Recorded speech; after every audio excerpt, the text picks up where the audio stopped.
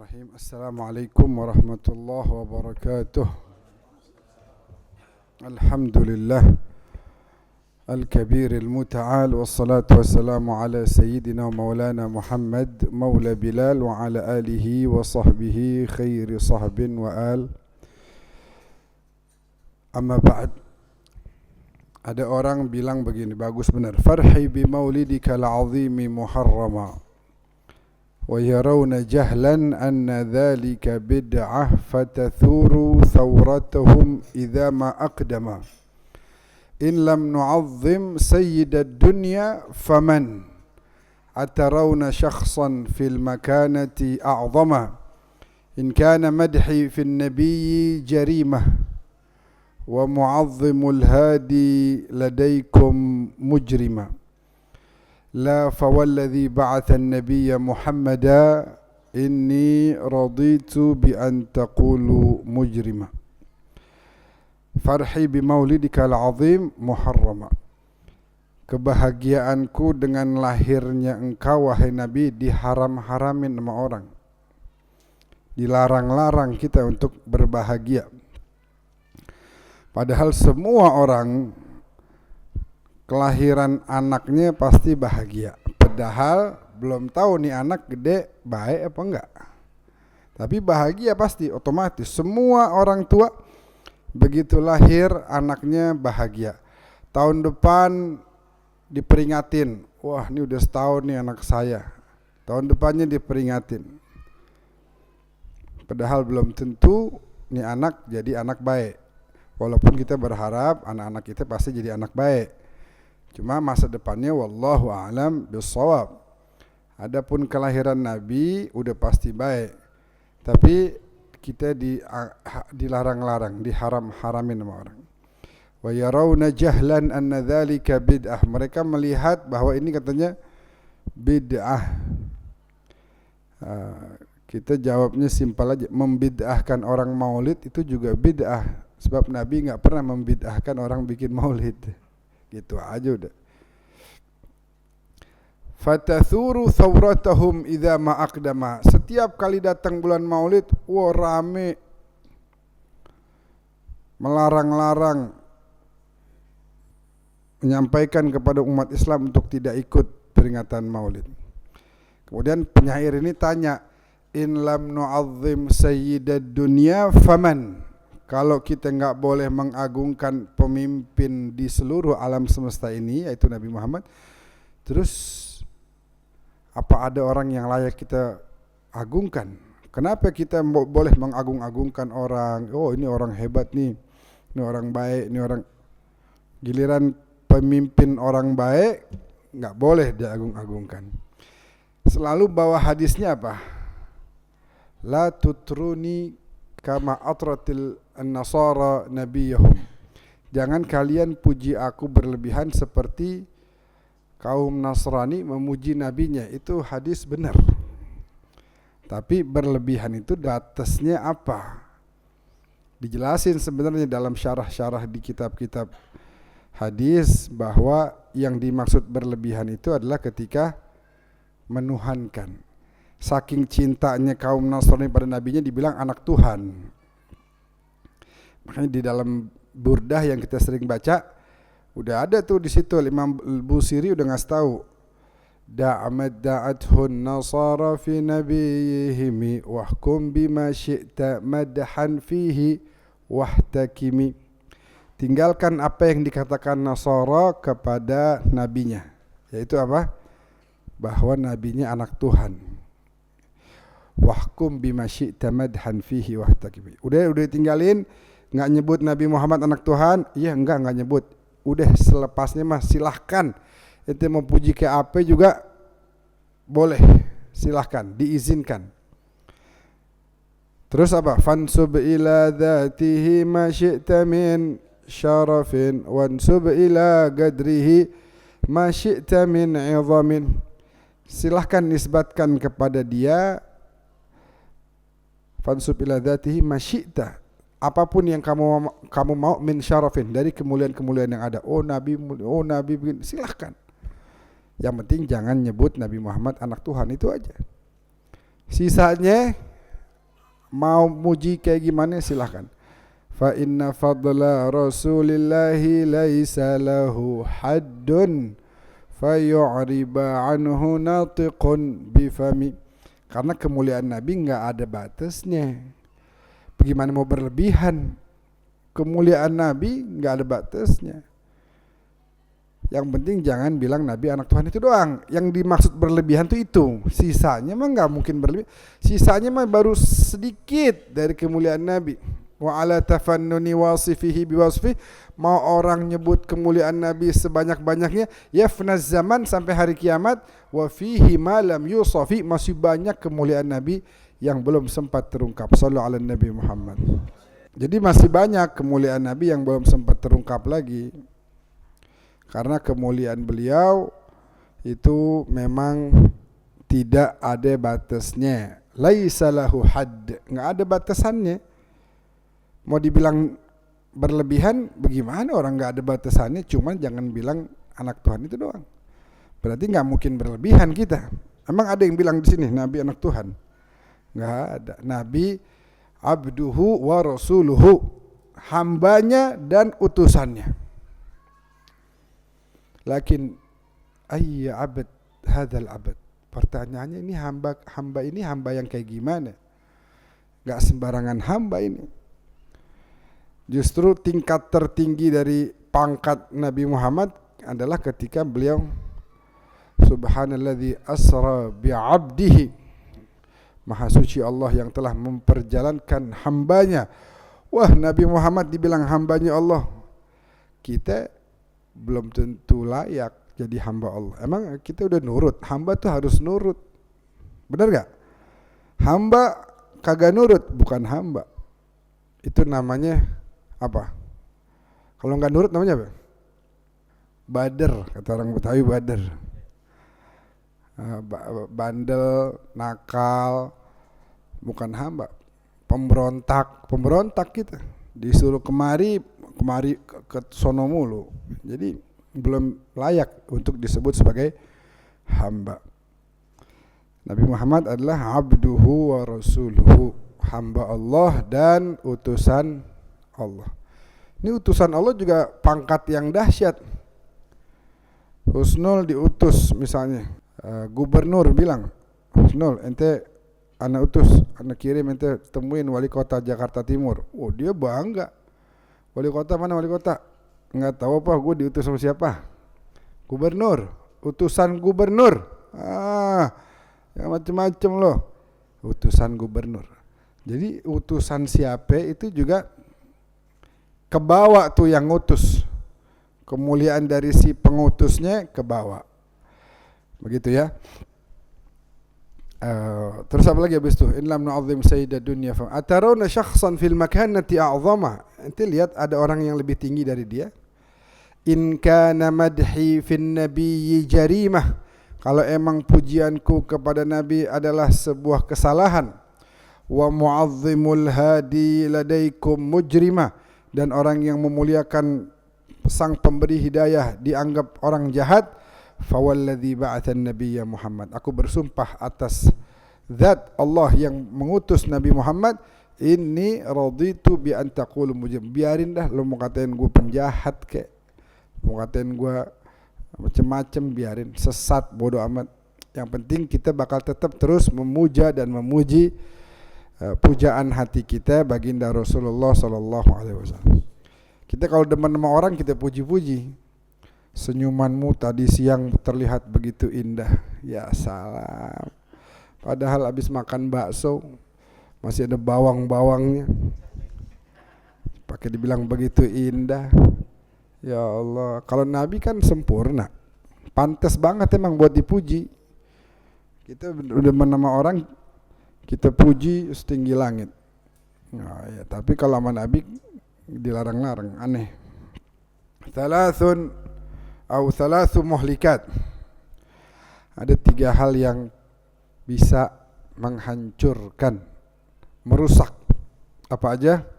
Syuhun muta' wa hawan muttaba' wa i'jabul mar'i binafsih. Yang pertama adalah sifat pelit.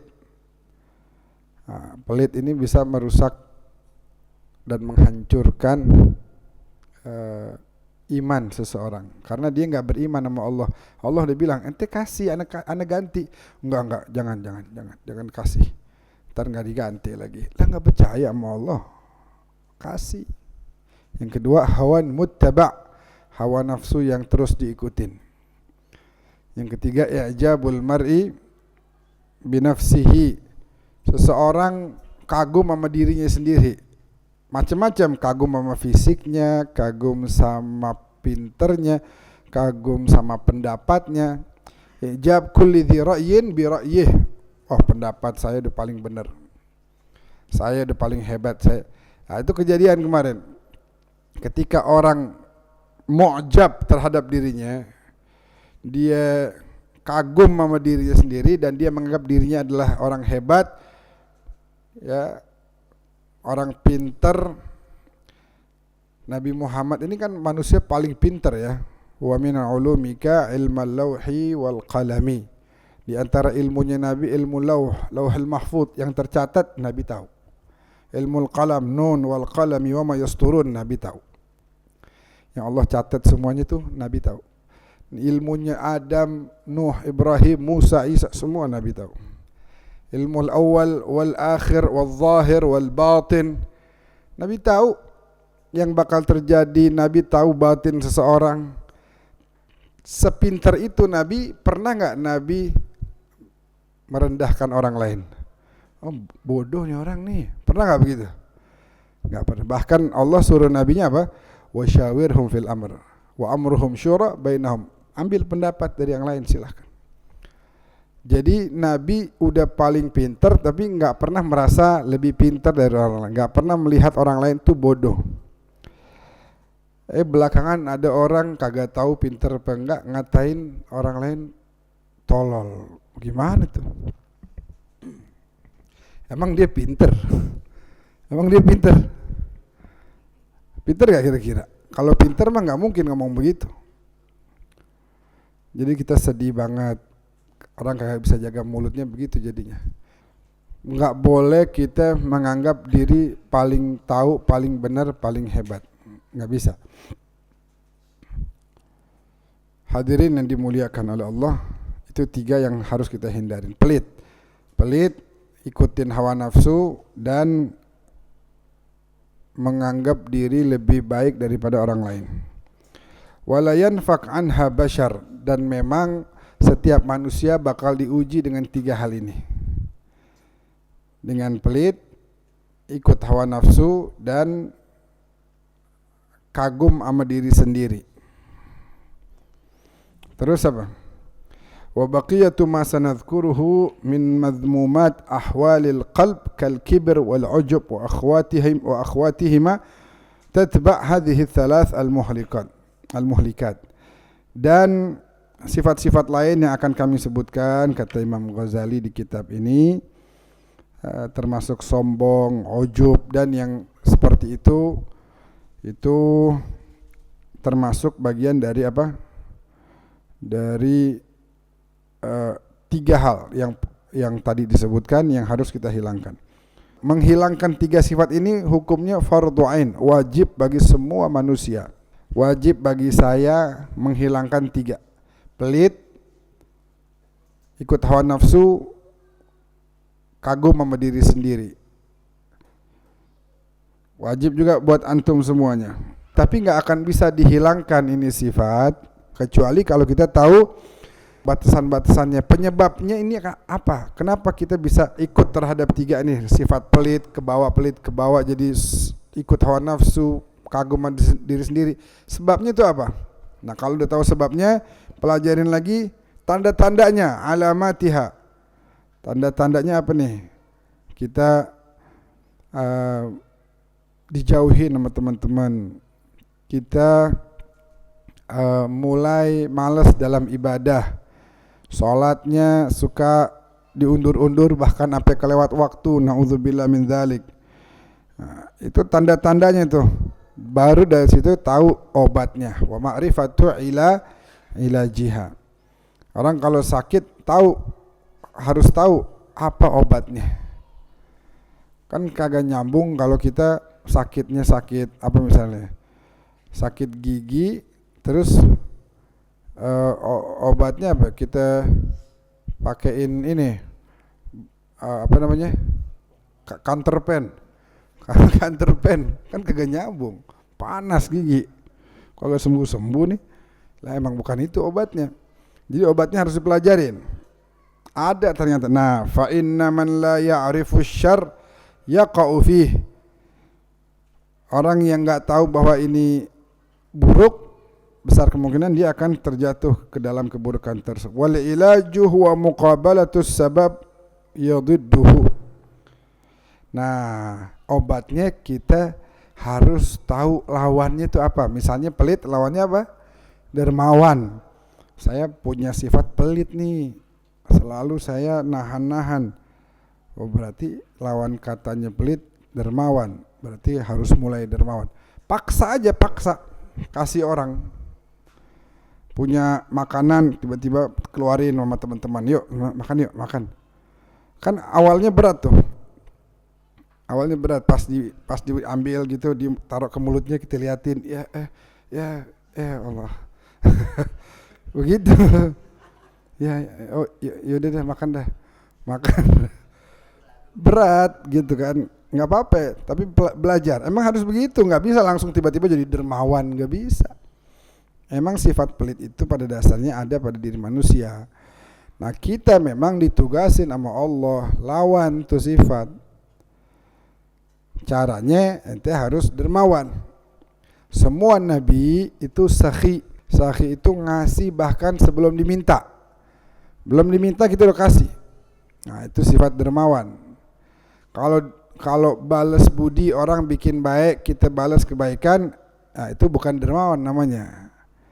Itu belum sampai sifat sakha dermawan. Itu ya apa namanya, balas budi, ya dia karim, punya sifat karim, tapi dermawan itu di atasnya lagi. Sakha itu pangkat yang istimewa. Kalau orang punya sifat sakha, itu harus bersyukur kepada Allah Subhanahu wa taala. Selain pelit tadi ada lagi yang kedua, hawan muttaba, ikutin hawa nafsu. Ini juga penyakit yang harus kita tahu apa obatnya. Kita harus tahu gimana cara ngobatinnya. Ini hawa nafsu, innan nafsa la'ammaratun bisu. Setiap nafsu manusia pasti mengarahkan kepada keburukan. Bahkan Nabi Yusuf sendiri ngakuin.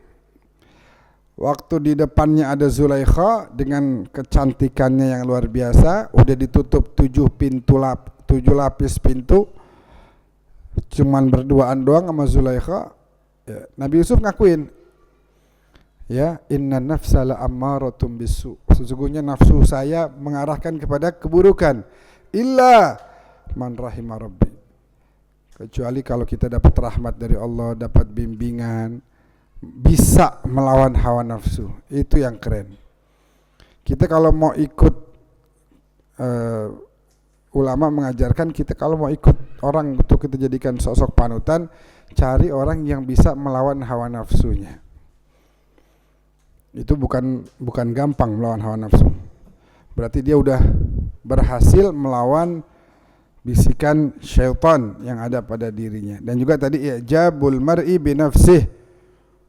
Enggak boleh. Karena kita ini dilarang kagum terhadap diri sendiri, karena pada hakikatnya kita ini enggak layak dikagumi. Cuma kebetulan dosa ente ditutupin sama Allah. Orang kagak tahu. Jadi orang kayaknya ngelihat ente tuh wah baik. Enggak, ente enggak baik.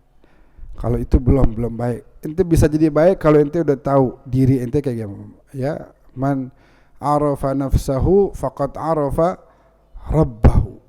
Orang yang udah kenal sama dirinya, oh di situ dia baru kenal sama Tuhan. Kalau dia belum kenal dirinya itu banyak salah, berarti dia belum ma'rifatnya kepada Tuhan masih belum benar. Itu Syekhana Syekh Muhammad Said Ramadan Al-Buti misalnya. 4 tahun lebih kita belajar, belum pernah berhasil cium tangan. Selalu ditahan dan Kalau lagi rame bahkan beliau bilang, oh, saya lagi sakit, maaf nggak bisa salaman. Kalau lagi rame tuh, karena beliau udah tua juga, lagi sakit ya, mohon maaf. Ditanya di satu wawancara televisi, kenapa antum nggak pernah ngasih murid-murid antum cium tangan? Jawabannya apa? Persis kayak hadis Nabi bilang, man arafa nafsahu faqad arafa rabb. Karena siapa yang mengenal dirinya, dia telah mengenal Tuhannya. Kata beliau, li anni a'rif nafsi. Karena saya tahu diri saya. Saya kenal sama diri saya. Itu kayaknya tuh kalau saya lagi ngasih cium tangan sama murid saya tuh, kayaknya tuh Allah lagi ngomong tuh, ya berasa diri baik, ya ngasih cium tangan sama orang. Saya bukan menyalahkan orang yang memberikan cium tangan, itu berkah. Dan saya pun sedih kalau lagi nggak dikasih cium tangan sama guru saya, sama Habib Bakar tuh. Cium tangannya kita sebisa mungkin. Ya, dan orang-orang seperti itu sudah jauh daripada sifat-sifat yang buruk tadi. Hanya Syekh Al-Buti mau mengajarkan kepada kita, ayo kenali diri Anda, kenali dirimu, begitu. Kita cium tangan dan itu berkah. Ulama yang memberikan cium tangan sama muridnya terus jahat gitu, salah, enggak. Itu berkah, itu juga bagian daripada pendidikan. Tapi dalam tahapan awal, guru kita ini Syekh Al-Buti mau ngajarin kita untuk kenali dulu diri engkau. Jangan kamu lupa mengenal dirimu lalu terbuai dengan orang mengagumi engkau, ya, menghormati, mencium tangan. Li'anni a'rif nafsi, saya kenal diri saya. Ini tangan saya suka pakai buat bikin salah, masa saya mau kasih orang cium tangan. Begitu kata Syekh Al-Buti, udah bisa melawan hawa nafsunya dan tidak pernah menganggap kagum terhadap dirinya. Ini ilmu yang paling penting. Ilmu yang sangat perlu kita dalami, yaitu kita harus kenal diri kita dan jangan pernah kagum sama diri kita. Teruslah belajar, teruslah merasa kurang dan lain sebagainya. Setelah kita mengetahui bahwa Nabi Muhammad adalah pembawa risalah, ada pesan yang ingin beliau sampaikan kepada umat manusia, dan itu merupakan amanah dari Allah. Ini penting hadirin. Kita tahu tugasnya Nabi apa. Sayyidina Ali pernah ditanya begini, At-ta'rifu rabbaka bi Muhammad am ta'rifu Muhammadan bi rabbik? Kamu kenal Tuhanmu itu dari Muhammad atau kamu kenal Muhammad dari Tuhanmu? Coba sekarang kita tanya nih, masing-masing coba berpikir. Kira-kira antum kenal Allah lewat Nabi Muhammad atau kenal Nabi Muhammad lewat Allah? Jawaban Sayyidina Ali bagus banget. Ana araftu rabbi bi rabbi. Saya karena gini, kalau kita kenal Allah lewat Nabi Muhammad, berarti Nabi Muhammad lebih terpercaya, karena kita harus lewat Nabi Muhammad untuk bisa kenal Allah. Sedangkan Allah punya tanda-tanda keberadaannya juga. Atau kalau kita kenal Allah, gimana? Kalau kita kenal Nabi Muhammad lewat Allah, ini saya ada kirim utusan nih ya, namanya Muhammad nih begini. Berarti ya udah, kalau memang Allah ngomong sama saya nggak perlu lagi sama Nabi Muhammad, udah langsung aja komunikasi sama Allah. Yang benar katanya Sayyidina Ali, araftu rabbi bi rabbi wa jaa Muhammadun yuballighuni murada rabbi minni. Saya tahu Allah ya dari Allah. Dia yang menciptakan saya. Dia yang menunjukkan kebesaran yang bisa begitu nampak jelas di hadapan saya. Lalu datanglah Nabi Muhammad menyampaikan kepada saya apa sih yang Allah inginkan dari saya. Begitu. Nabi Muhammad tuh datang bawa pesan dari Allah. Hamba-hamba Allah udah pada beriman. Nah, nih Allah maunya begini.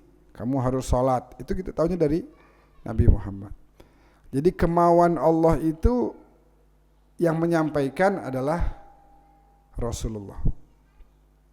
Itu kita harus di sini tadi disebutin bahwasanya setelah kita memahami dan menyadari bahwa Nabi Muhammad adalah utusan, berarti kan ada yang dibawa. Utusan bawa apaan? Husnul diutus sama gubernur Jakarta. Bawa apaan Nul? Dari gubernur Jakarta. Oh ini bawa surat. Oh ini bawa amanah, misalnya begitu. Ada yang dibawa. Nabi utusan Allah. Apa yang dibawa? Risalah. Nah kita pelajarin ajarannya. Wa huwa anna man ata'a Allah wa rasulahu falahul jannah. Nah, di antara risalahnya poin besarnya adalah wahai umat manusia, siapa yang nurut sama Allah dan nurut kepada Rasulnya, yaitu Nabi Muhammad, Nabi Muhammad nyampein nih, siapa yang nurut sama Allah dan sama saya, falahul jannah, baginya surga. Wa man asahuma falahun nar, siapa yang enggak nurut sama Allah dan Rasulnya, maka baginya neraka. Jadi Al-Habib Abdullah bin Alawi Al-Haddad dalam nasihatnya beliau bilang wa ta'atuhu ghinad daraini falzam wa fiha al-'izzu lil 'abdi dzalili. Dalam ketaatan kepada Allah seseorang bakal dapat kecukupan di dua tempat, dunia dan akhirat. Falzam, maka teruslah berada di jalan taat tersebut. Karena kamu akan dapat kecukupan dunia akhirat.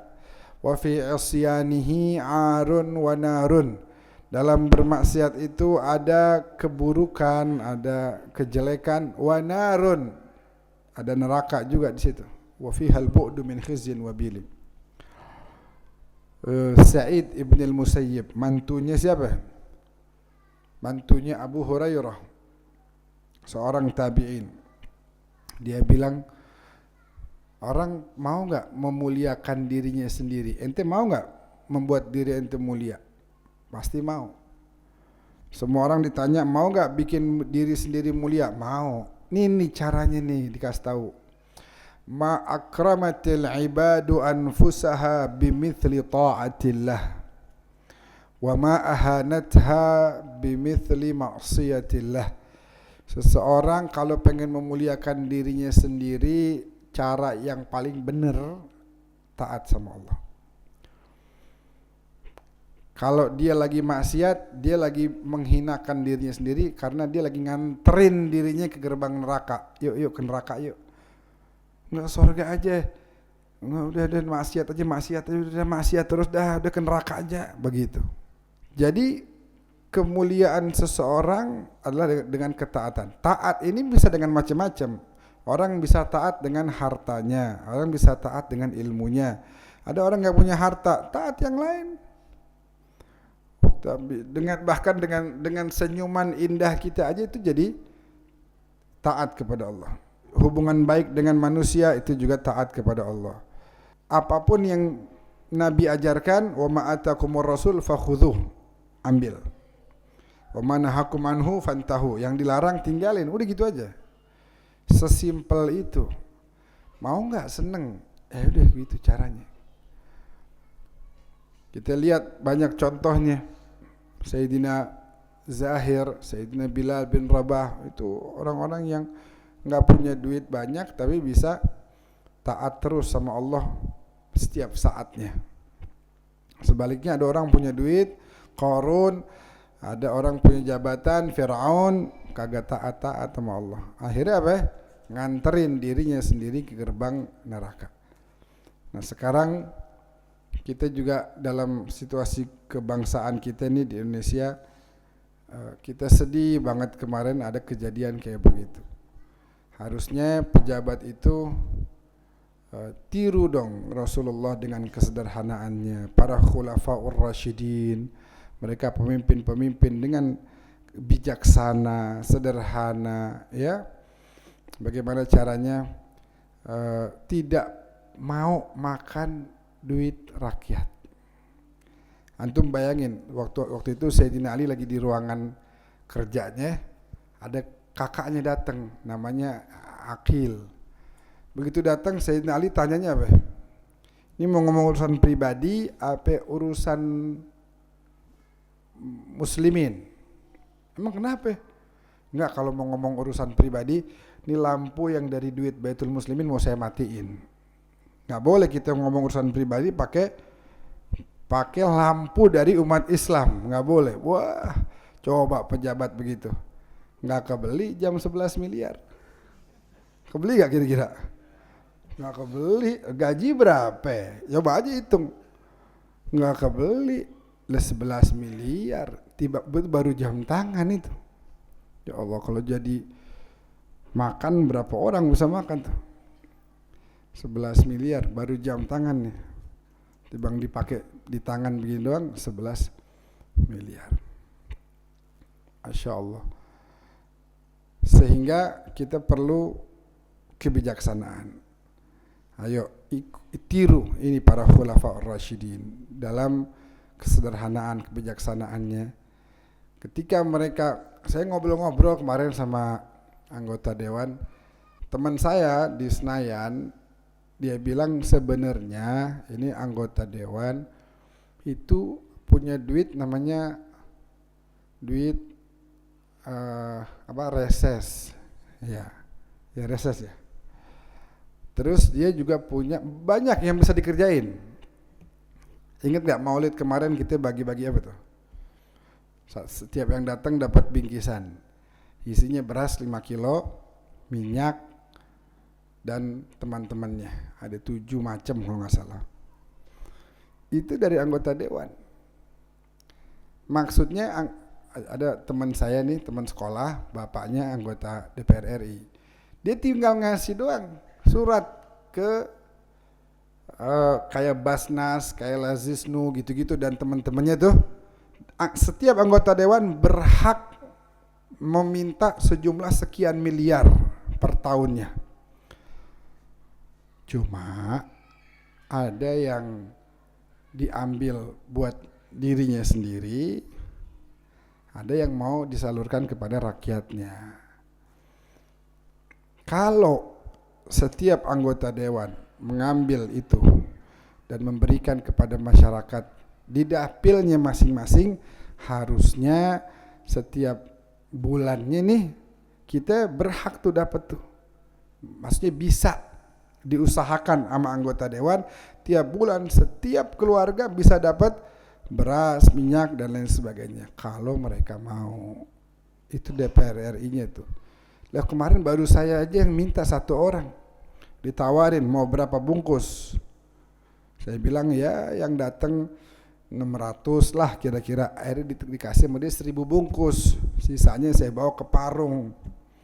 Kita lagi bangun pesantren di sono, anak-anak ngaji ada 100 lebih, sama warga-warga sekitar situ kita bagi-bagi. Di sini habis 700 kemarin, 700 sekian. Artinya apa? Itu baru 1 orang, banyak yang bisa dikerjain. Nah kalau seandainya anggota-anggota ini mau bijaksana, mau memanfaatkan, ya ada omongan MH Ainun Najib tuh bagus banget kemarin. Apa dia bilang? Ini rekaman dulunya tuh. Ini belum apa sih? Belum sidik kan jujur ya. Udah minta dikasih amanah. Sidik, amanah, tabligh, fatanah. Jujur belum punya, udah minta diamanahkan menjadi anggota dewan. Karena enggak amanah, jadi enggak fatanah, enggak pinter, enggak cerdas. Tidak tabligh, tidak menyampaikan apa yang seharusnya disampaikan, pendidikan dan lain sebagainya kepada masyarakat. Jadi kita sangat menyayangkan kondisi yang ada kemarin. Nah, itu kita belajar juga tuh hadirin. Ingat ada yang menghancurkan tadi diantaranya apa yang diantara 3 hawan muttaba, hawa nafsu yang kita ikutin. Kenapa dia bisa ngomong tolol? Karena dia kemakan nafsunya dia.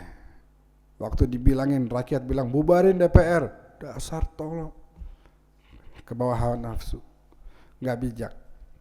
Ada lagi yang joget-joget tuh ya, udah rapi joget, dinasehatin, jangan joget dong, rakyat lagi pusing nih, ekonomi lagi susah, mana lagi bulan Agustus lagi, kita lagi pusing mikir daftar ulang anak, bener gak? Wah, kita aja pusing banget kemarin, anak 4 anak, yang 2 daftar baru, yang 2 daftar ulang, pusing banget. Mikir ke sono, mikir kemari, tiba-tiba joget-jogetan. Dibilangin jangan joget dong. Harusnya apa? Harusnya ya udah maafin saya. Enggak. Dia bikin video lagi parodi joget pakai sound horeg. Ente nggak lihat videonya? Lihat kan? Udah joget, salah. Dibilangin jangan joget, malah joget lagi. Otaknya mana? Ya Allah, ente merasa diri hebat. Wah, gua kan anggota dewan. Gua habis tuh rumah dijarah. Nyesel nggak mereka? Nyesel. Cuman dia telat. Kan harusnya pinter, anggota dewan kan pinter. Salah minta maaf. Orang kita mudah maafkan. Ini enggak, pakai dia joget lagi. Walaupun menjarah itu kita enggak setuju ya. Dia maling, masa kita maling juga? Jangan dong. Ya sama nanti kayak dia gitu ya. Cuman saya mau bilangin bahwa yang terjadi ini adalah reaksi aja, respon dari masyarakat karena sakit hati. Pengen dia juga merasakan sulit juga sedikit begitu. Harus. Yang satu lagi udah joget, dibilangin, dia ikut tuh yang parodi tuh. Udah nih, udah 2 kali salah. Kan langsung minta maaf kayak enggak, pakai klarifikasi dulu. Ini kita begini. Wah, saya mah gaji tambahan berapa? 3 juta buat apaan? Saya mah sejam mah 10 juta. Ya lu jadi artis saja, yang minta jadi anggota siapa? Cuman memang ini juga pelajaran buat umat, buat bangsa. Jangan dipilih lagi yang begitu. Gitu ya. Kenapa jadi kemana-mana kita bahas nih? Masya Allah. Saya rasa mungkin itu dulu. Insya Allah kita ketemu lagi di channel yang sama di waktu yang akan datang. Terima kasih banyak. Wassalamualaikum warahmatullahi wabarakatuh.